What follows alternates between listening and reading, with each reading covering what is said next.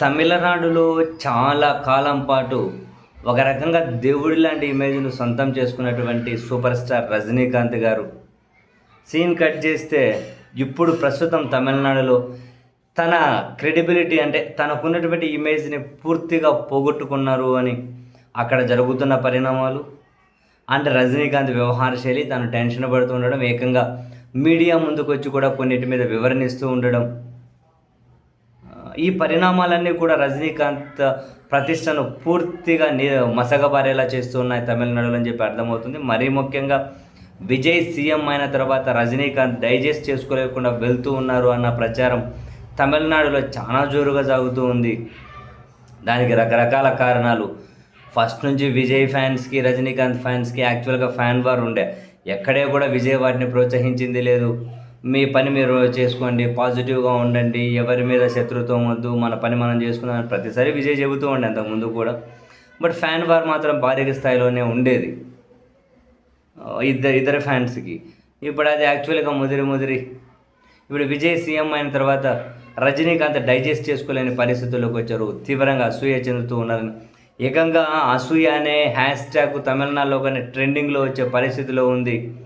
ఈ అన్ని పరిణామాలే రజనీకాంత్ను ఉక్కిరిబిక్కిరి చేస్తే డైరెక్ట్గా మీడియా సమావేశం నిర్వహించి మరి నాకేమీ అసూయ లేదు, నన్ను ఆయన కంపేర్ చేయకండి, మా ఇద్దరి మధ్య 30 ఏళ్ళ గ్యాప్ ఉంది, 28 ఏళ్ళ గ్యాప్ ఉంది, కంపేర్ చేయకండి, నాకేం అసూయ లేదు అని చెప్పి ఆయన ఏదో కవర్ చేసుకునే, అంటే ఆయన ఏదో చెప్పుకునే ప్రయత్నం, మీడియా ముందుకు వచ్చి అదే పనిగా చెప్పుకునే పరిస్థితులు వచ్చాయంటే చూడండి.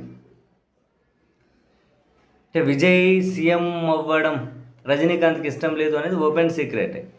ఆయనే అన్నారు, నేను షాక్కు గురయ్యా అని కూడా అన్నారు రజనీకాంత్ గారు, నేను షాక్కు గురయ్యాను అని.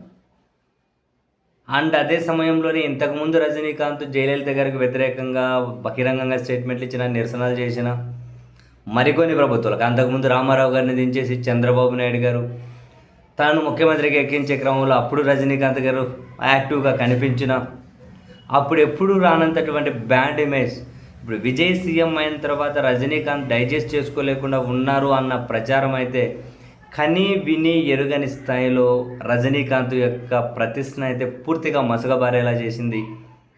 దానికి కారణాలుగా నేను చాలా లేండి. ఇప్పుడు పరిశ్రమకే సంబంధించినటువంటి విజయ్ లాంటి హీరో ముఖ్యమంత్రి అయితే కనీసం కూడా రజనీకాంత్ గారు ఆనందంగా విష్ చేసేది లేదు. ఒకవేళ కలవడము, విష్ చేయడము, కనీసం ఒక ఫార్మల్గా అయినా ఏమీ చేయలే. పైపెచ్చు మరుసటి రోజే వెళ్ళి మళ్ళీ స్టాలిన్ గారిని కలవడం, దాని చుట్టూ జాతీయ మీడియాలో కూడా రకరకాల కథనాలు రావడం, అండ్ విజయ్ ప్రభుత్వం వచ్చినా కూడా మా గుప్పెట్లోనే ఉండాలి, ఎక్కువ రోజులు మన కూడా సాధించకూడదు అనే విధంగా కొన్ని కుట్రలకు తెరలేపారు అని, వీటన్నిటిని మౌనంగానే విజయ్ ఛేదించుకొని వచ్చారని చెప్పి జాతీయ మీడియాలో కూడా కథనాలు వెలువడుతూ ఉన్నాయి. బట్ తమిళ సోషల్ మీడియాలోనైనా తమిళనాడు తమిళనాడు పరిధిలోని ప్లాట్ఫామ్ల మీదైనా చాలా పెద్ద ఎత్తున రజనీకాంత్కి వ్యతిరేకంగా కొన్ని ట్రెండింగ్ నడుస్తూ ఉంది, అసూయ అనే హ్యాష్ ట్యాగులు పెట్టుకొని.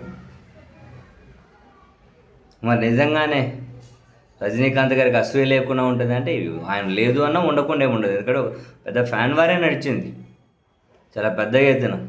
విజయ్ టార్గెట్ పెట్టుకుని ఇంతకుముందు రజనీకాంత్ డైరెక్ట్గా కూడా కానీ కామెంట్ చేశారు, కాకులు గద్దలతో పోటీ పడదామనుకుంటాయి కానీ గద్ద తన స్థాయిని కాకి లెవెల్కి తగ్గించుకోకూడదు, గద్ద అలా ఎదుగుతూనే పైకి పోవాలి అని చెప్పి కూడా డైరెక్ట్గానే ఇంతకుముందు విజయ్ని ఉద్దేశించి. తర్వాత ఇప్పుడు విజయ్ ఫ్యాన్స్ రాష్ట్రంలో తీవ్రంగా ఇంతకుముందు ఇష్యూ అవ్వడం, చివరికి రజనీకాంత్ వచ్చి వివరణ ఇవ్వడం, నేను విజయ్ని ఉద్దేశించి అనలేదు అని, ఇటువంటివి చాలా జరిగినాయి. సో ఒకటైతే ఫ్యాక్ట్, ఇంతకుముందు ఎన్నడూ లేనంత దారుణంగా రజనీకాంత్ ప్రతిష్ట అయితే దిగజారిపోయింది.